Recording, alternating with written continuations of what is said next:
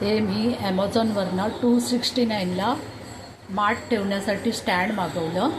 हे स्टेनलेस स्टीलचं आहे आणि माठ गळतं, त्याचं पाणी खाली गळू नये म्हणून एक प्लेट दिली आहे त्यांनी.